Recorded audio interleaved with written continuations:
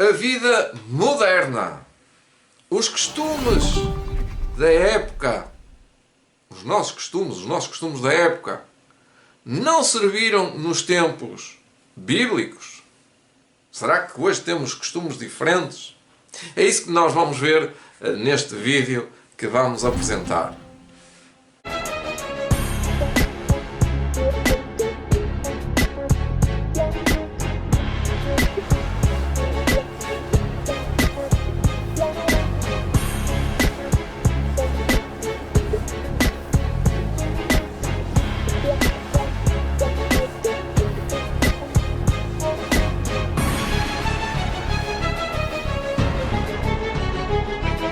Vamos falar sobre o cabelo, o uso do véu e principalmente da barba.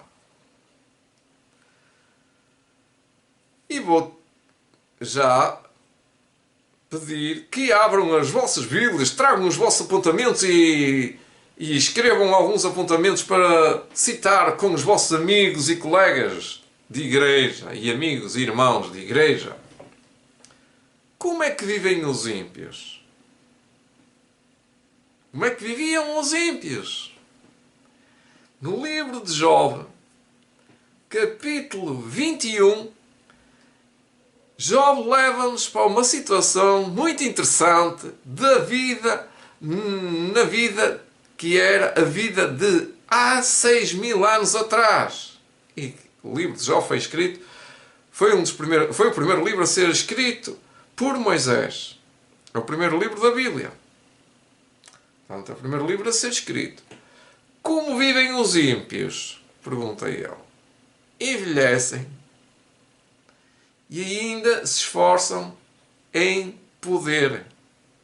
Mas ele continua no capítulo 21, nos versículos agora 28 e 33. Li o versículo 7.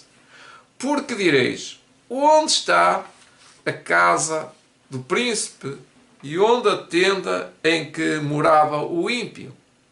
Já não está lá, quer dizer que desapareceu. Porventura o não perguntastes aos que passavam pelo caminho? E não conheceis os sinais? Que o mal é preservado para o dia da destruição e arrebatado no dia de furor. Quem acusará diante dele o seu caminho e quem lhe dará paga do que fez, o seu salário, a sua paga depois da morte? Finalmente é levado à sepultura e vigia o túmulo. O morto vigia o túmulo, pois ele está ali. Os terrões do vale são doces, pois o consomem. E ele arrasta após si a todos os homens. E antes dele havia inumeráveis. Quer dizer, já havia, está a haver e continuará a haver. Portanto, todo ser humano tem a mesma condição de vida. Nasce, vive uma vez e morre. E todas as vezes que nós fazemos uma coisa, estamos a repeti-la. Quer queiramos, quer não, parece que é como uma cópia dos nossos pais. E os nossos pais parece que copiaram os nossos avós. E todas as sucessões de vida parecem ser uma cópia umas das outras. Algumas nuances são diferentes, mas quando nós queremos subir uma escada, tanto faz ser uma escada de ferro, ou uma escada de alumínio, ou uma escada de corda, ou uma escada de pau, ou de madeira, ou de plástico, é sempre uma escada. Os degraus são sempre degraus. O ar que respiramos é sempre o ar. A água é sempre água. O banho é sempre o banho.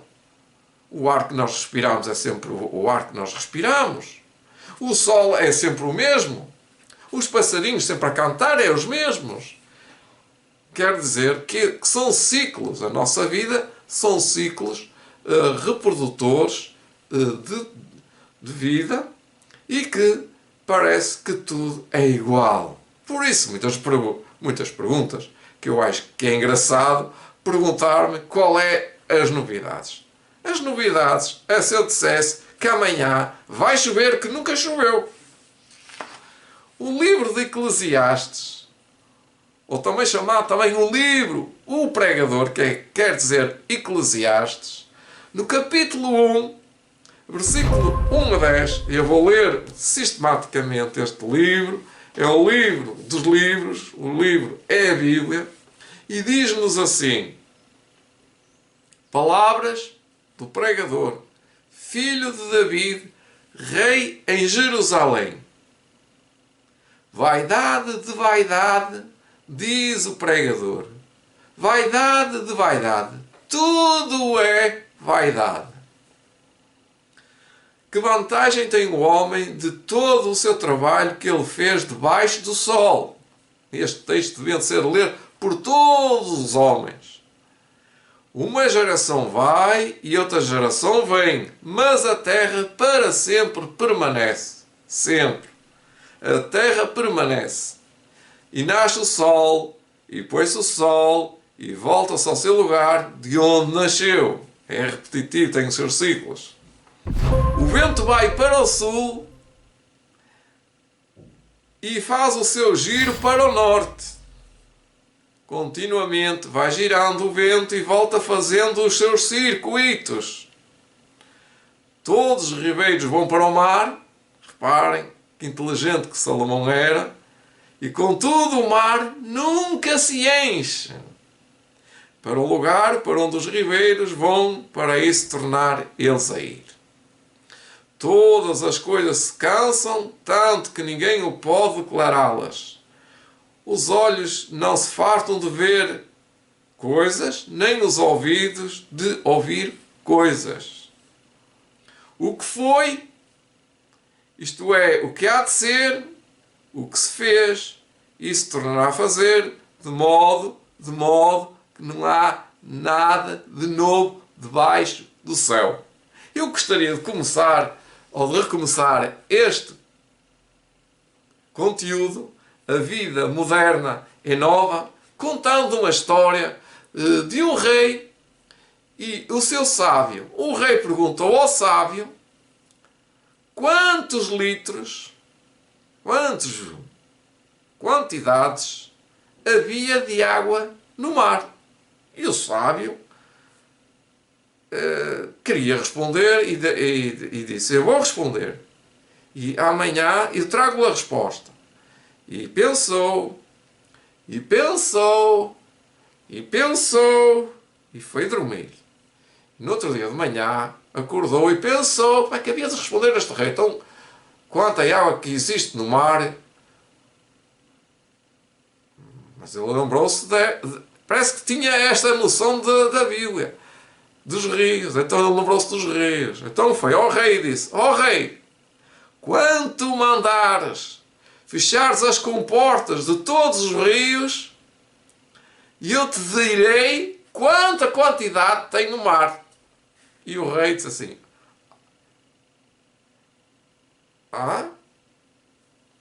o rei ficou caço na sua pergunta, como se costuma dizer. O rei queria caçar o sábio, mas o sábio foi mais esperto. Não foi nada, está na Bíblia. Não há contagem absoluta, o mar é sempre o mesmo, porque a água entra e a água sai. E o rei não podia fechar as comportas dos rios, ele nem tinha possibilidade de mandar fechar os rios todos do mundo, portanto, também não se podia contar a água do mar. Esta é uma história para dar introdução, muito engraçada esta história, para dar introdução que as pessoas sabem pouco daquilo que querem saber de novidades. Não há novidade. Então, vamos continuar neste conteúdo do livro Eclesiastes, ou o Pregador. Será que nós, como pessoas que nos interessamos umas pelas outras, nós encontramos algo diferente, algo a saber que é diferente naquela pessoa que é diferente de mim? Aquela pessoa é muito diferente. Tem alguma novidade? Penso que não. O apóstolo São Paulo arriscou um dia ir pregar ao Areópago. Era um lugar na cidade onde os homens, os sábios, os doutos, os filósofos iam lá e se tivessem alguma novidade subiam àquela pedra, aquele Areópago, e começavam ali a falar sobre algo espetacular, algo maravilhoso. Já estou-me a lembrar quando veio o Marco Paulo, aliás, Apolo, exatamente, quando o Marco Paulo veio da China, chegou a Portugal, ou chegou aqui à Europa, e começou a contar novidades. Lá na China havia coisas impressionantes.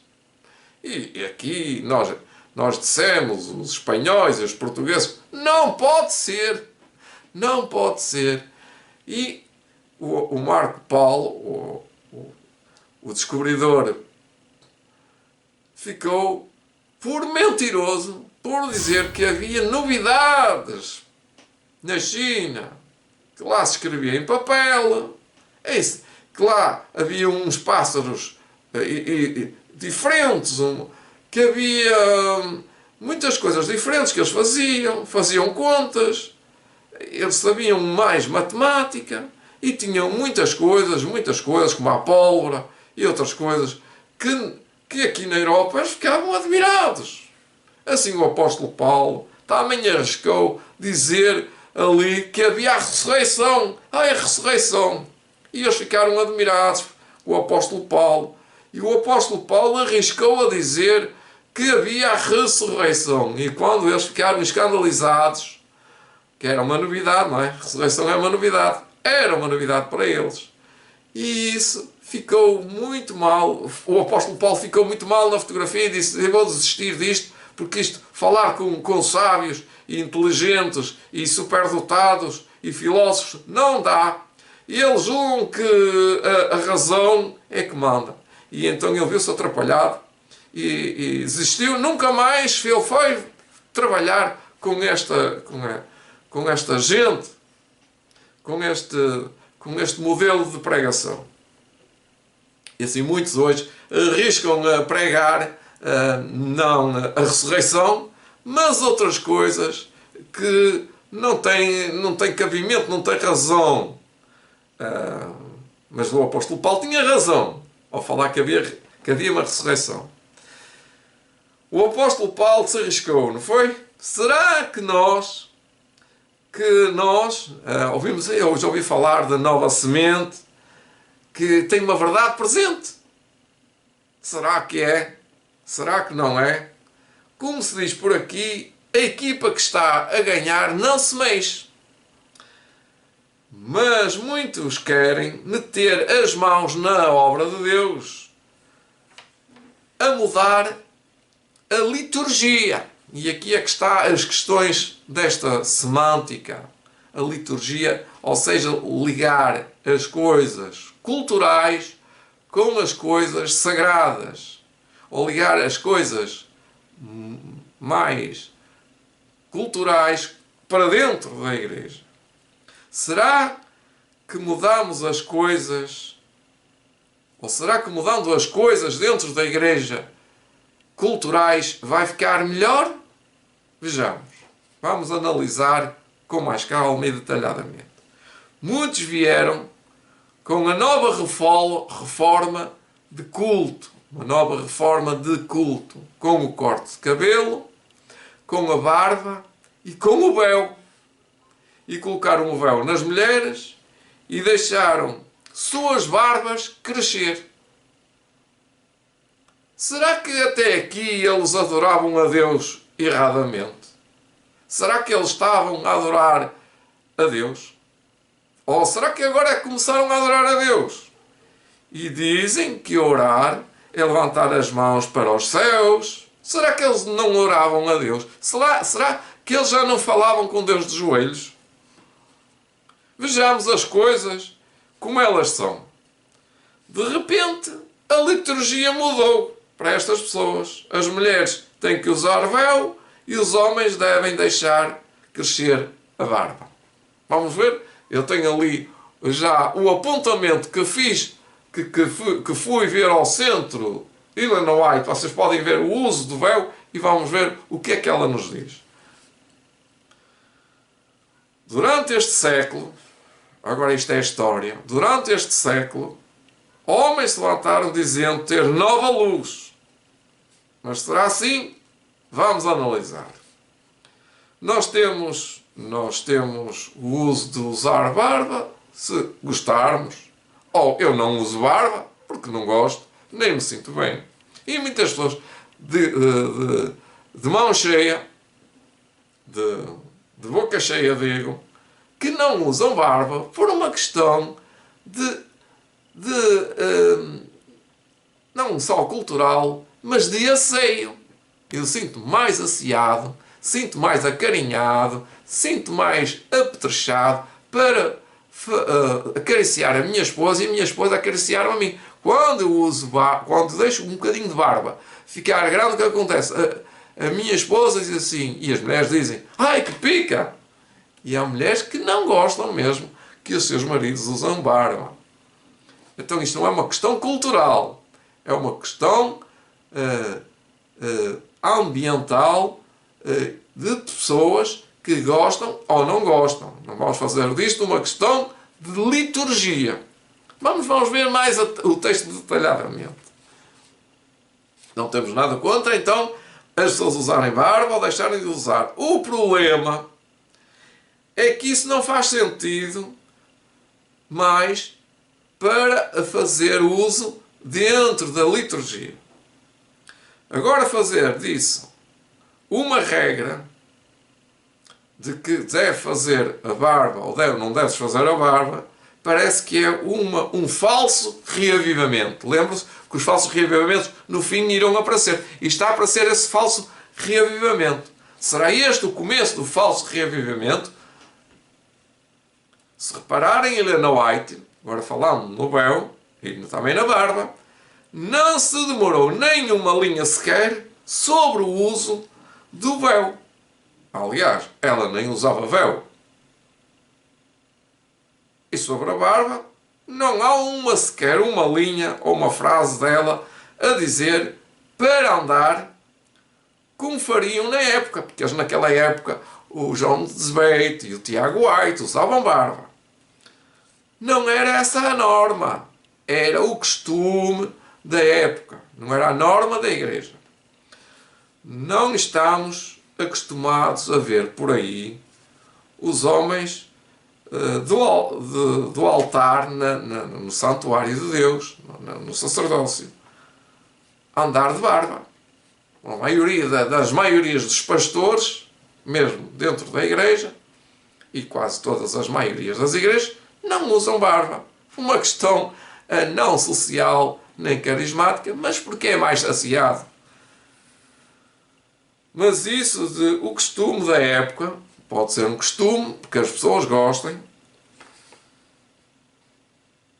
Nos anos que se seguiram, a estes anos de Helena White, com a chegada das máquinas de barbear, às casas e nas barbearias, se tornou cada vez mais raro usar barba. Mas nunca se deixou de usar barba. Certas castas no mundo, por exemplo, os árabes e certos índios, na Índia, usam barba. Mas também na Índia, os hindus não usam barba, até rapam o cabelo, rapam a barba e ficam carequinhas. Portanto, não tem nada a ver com a Bíblia. Nos anos 60, os hippies usavam barba e cabelo comprido para imitar o Nirvana, que eram os índios que usavam, o hinduísmo, o shintoísmo, não o budismo, usavam barba. Lembram-se os hippies da época? E também alguns dos Beatles também usavam cabelo comprido e barba. Eles tiveram várias fases. Houve uma fase que eles usavam o cabelo comprido. Isso não é norma. Foi uma tendência, ou foi uma uma cultura que eles queriam posicionar-se em relação a uma certa filosofia. Assim, alguns também podem fazer disso para cultural, não culturalmente, mas para seguir um culto. Isto então não é novidade, não há nada de novo debaixo da terra. Então o que é que se está aqui a querer dizer? Vamos aos escritos de Paulo e de outros autores e seus contemporâneos e não encontramos nada sublinhado que o homem deve usar barba. A dizer isso seria dizer que Jesus disse andai de barba, e o apóstolo Paulo dizer isso mesmo textualmente, que os salvos andam de barba, que os assinalados, os que guardam o sábado, andam de barba. Quer dizer, tinha que haver uma norma litúrgica para que o ser humano, neste caso o homem, andasse de barba. Mas isso não é preceito divino. Barba está na Bíblia. Nós na Bíblia encontramos a barba. Vamos ler em 2 Samuel. Disse assim, 2 Samuel, eu leio o texto em 2 Samuel, capítulo 20, versículo 9 a 10. E Joabe, com a mão direita, pegou da barba da Amasa. Portanto, a Amasa era um ser humano, para a beijar. Portanto, ia beijar a barba deste homem, a barba da Amasa. E a Amasa não se resguardou. Foi um truque. Olha, vejam o que é que aconteceu a seguir. Entretanto, o Joabe pegou na sua espada e, isto é o contexto, estavam em guerra. Antes de haver um concílio de paz, houve uma oportunidade com a barba para desferir um golpe. E a Amasa não se resguardou da espada que estava na mão de Joabe, de sorte que este feriu com ela na quinta costela. Até o pormenor da quinta costela está lá. E lhe deram, e lhe derramaram, perdão, as entranhas por terra. Portanto, as entranhas, ou seja, o fígado, os rins, a vesícula e as tripas ficaram por terra. E assim o feriu segunda vez e morreu. E o feriu segunda vez e ele morreu. Segundo a Samuel, capítulo 2, versículo 9 a 10 do capítulo 20. Este é um incidente que nada revela sobre a barba ou o conteúdo de usar barba. É algo sobre a barba, que neste caso não serviu para salvar o Amasa. Joabe matou por causa da barba. Não é condição de ser ungido do Senhor, pois se não tivesse barba, Joabe teria ferido na mesma Amasa e o desfecho seria idêntico. Ainda hoje existem homens de barba e não são cristãos. Usam-na por vaidade. Antigamente se usava barba por circunstâncias da sociedade, mas há um caso na Bíblia em que um homem viveu em certo período da história de barba. Na sua vida ele viveu 3 ou 4 anos de barba, quando não era o costume dele, quando esteve preso por causa da sua fidelidade a Deus. Então quem é este homem? É José. Mas antes e depois ele andava de cabeça rapada e barba rapada. Quando é que José do Egito estava a andar seguro, segundo o costume da sociedade? Quando estava sem barba. Reparem em Gênesis capítulo 41, versículo 14, que diz assim: Então enviou o Faraó e chamou a José e o fizeram sair logo da cova e barbeou-se. José que se barbeou.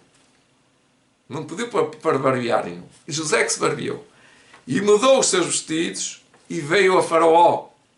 Gênesis 41, 14. José se barbeou. Ele tinha este costume a ter a barba desfeita. Bonito, bonito José. Bonito vato. Gostei. Gostei. Estamos a provar que ter a barba ou não ter não faz com que essa pessoa seja ungido do Senhor. Mas se alguém usa barba, ou é para ser parecido com alguém, é o exterior que muda, ou quer parecer com os servos de Deus, ou usa por vaidade. E hoje em dia há uma corrente de estilos de cortes de barba e de cabelo também, que muito mais parece umas pessoas cheias de orgulho e vaidade. Portanto, a barba não tem nenhuma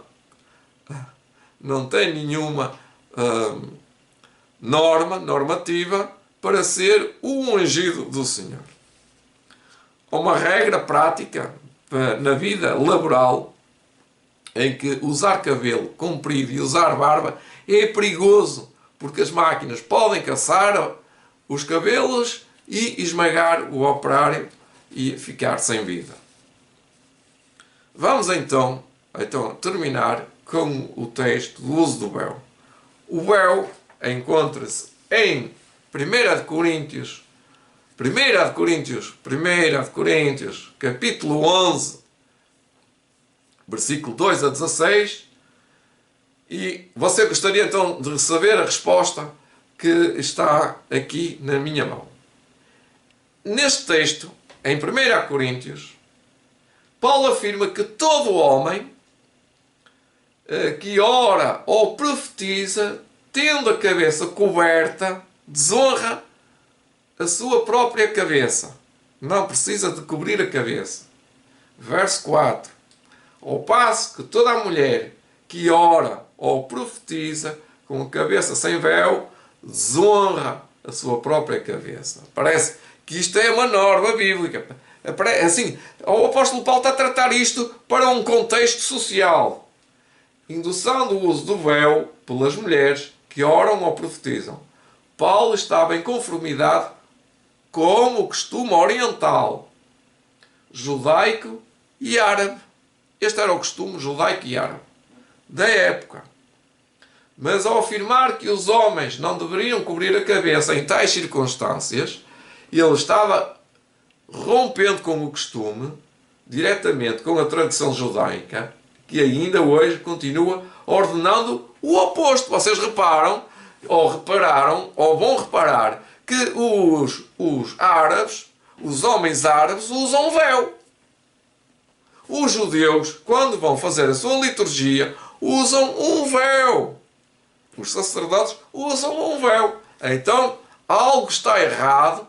Não está, o apóstolo Paulo não está errado, está a compreender-nos, está-nos a alertar que usar o véu é uma condição de reverência, naquele caso, para as mulheres que estavam na casa de Deus, descobertas perante o homem. Portanto,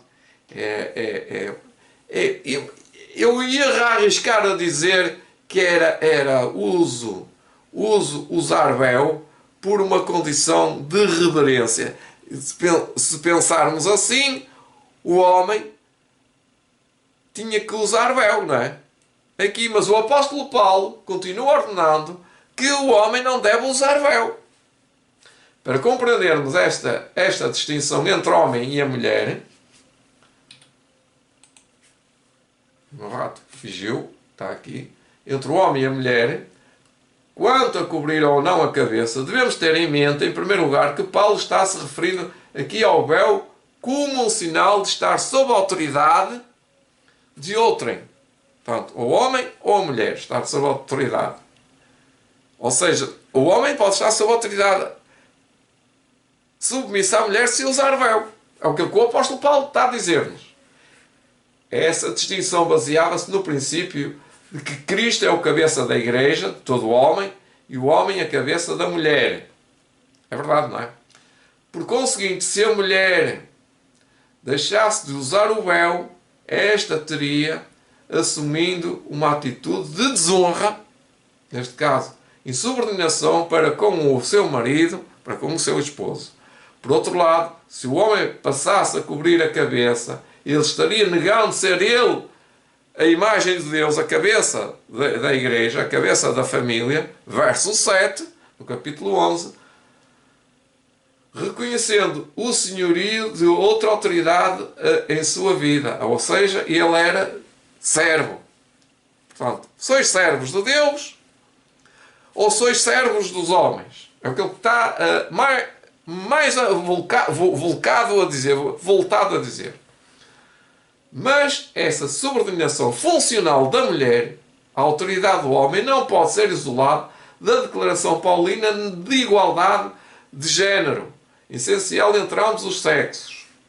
Nos versos 11 e 12, Paulo é claro em asseverar: no Senhor, todavia, nem a mulher é independente do homem, nem o homem é independente da mulher. Porque, como convém a mulher do homem, assim também o homem é nascido da mulher.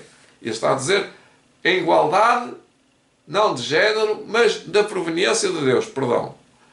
Esse mesmo conceito de igualdade essencial é enunciado também em Gálatas 3,28.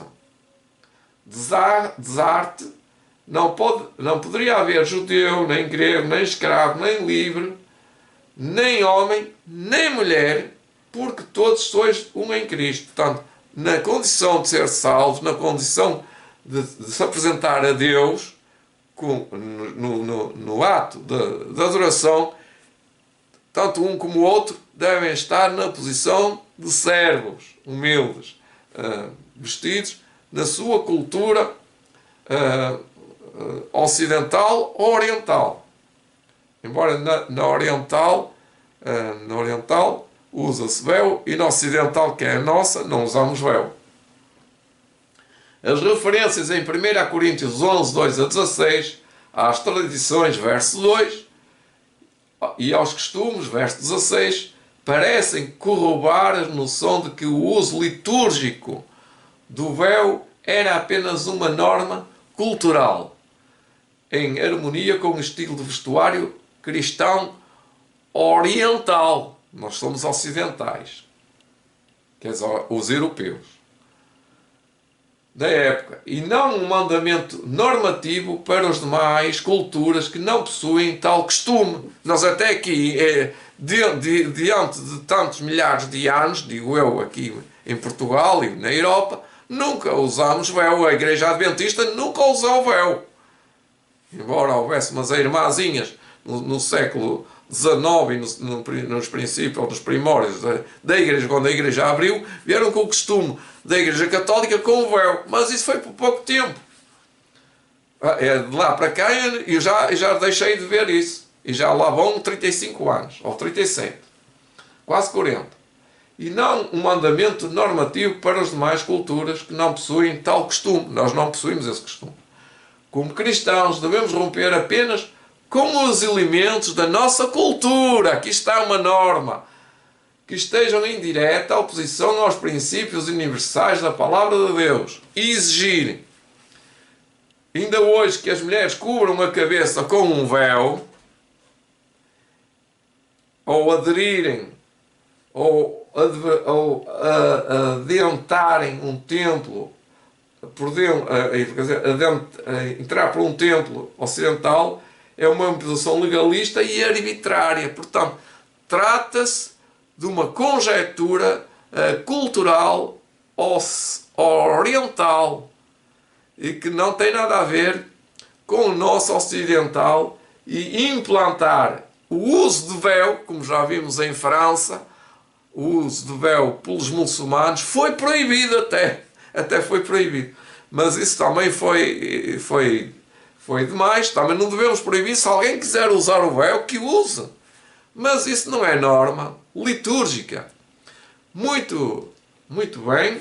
esta fonte que eu citei está em Sinais dos Tempos de março de 1999, página 27, usado com permissão do Centro de Pesquisa de Illinois White.